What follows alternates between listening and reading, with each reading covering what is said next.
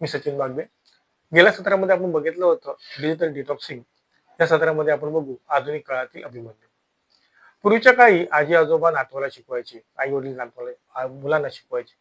आताची उलटी गंगा आहे हो, की ही जी मुलं आहेत ना, ही जणू आईच्या पोटातून गर्भातून शिकून येतात आणि हे डिजिटल युगामध्ये मोबाईल कसा वापरायचा हे त्यांना शिकवतात. मी तुम्हाला एक उदाहरण देतो, की समजा हा सफेद व्हाईट पेपर आहे, त्याच्यावरती हा एक छोटा डाग काढला, तर काय म्हणाल, काय दिसतं या पेपरामध्ये? तर तुम्ही म्हणाल की हा पॉईंट दिसतोय, हा बिंदू दिसतोय. तर ह्याच्यामध्ये काय होतं, की आपण आहे ना, की फक्त एक तो बिंदू, एक छोटासा बिंदू आपल्याला दिसतो जी वाईट आहे. म्हणजे अति प्रमाणात वापर केल्यामुळे त्याचा तो मोबाईल वाईट आहे. तर त्याच्या प्रमाणात दुसरंही बाकी जे चांगले गुण आहेत, चांगले कॅरेक्टरिस्टिक आहे, चांगले वापर आहे, तो आपण विसरून जातो. तर कसं आहे, तर मोबाईलमुळे लर्निंग टूल, एज्युकेशन ऍप आहे, व्हिडिओ आहे, ई बुक आहे, हे त्याच्यात आलेलं आहे. डिजिटल ट्रान्झॅक्शन ही मुलं सहज हाताळतात. कुठलं फोन पे आहे, जीपे आहे, तर ही मुलं लिहिल्या करतात. एखादा असाइनमेंट आहे तर ते एआयच्या हेल्पने ते सहज बनवतात.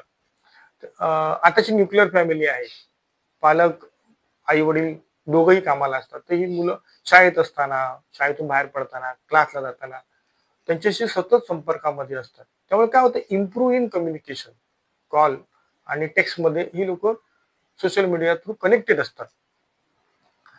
त्याच्यामुळे आणि बरंचसं क्रिएटिव्हिटी पण आपण त्याच्यामध्ये आहे, की ड्रॉइंग करू शकता, पेंटिंग करू शकता, मनोरंजन आहे, म्हणजे चित्रपट आहे, व्हिडिओ आहे, ज्या मनोरंजन कार्यक्रम आहेत, एज्युकेशन गेम आहेत. त्यामुळे लॉजिक आहे आणि प्रॉब्लेम सॉल्व्हिंग जे स्किल आहे ते डेव्हलप होतं.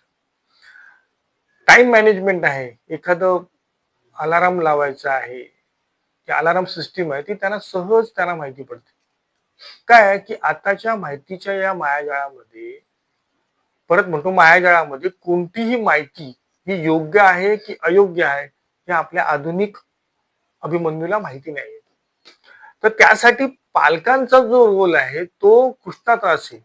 त्यांना ते समजावं लागेल मुलांना, की तुम्हाला हे योग्य आहे, अयोग्य आहे. तर पुढील भागामध्ये भेटू. मुलांचे आहार आणि आहारातील गमती जमती. जर चांगलं डेव्हलपमेंट पाहिजे असेल तर पहिला आहार चांगला असला पाहिजे. तर या आहाराविषयी पुढील भागामध्ये आपण चर्चा करू. जय श्री स्वामी समर्थ.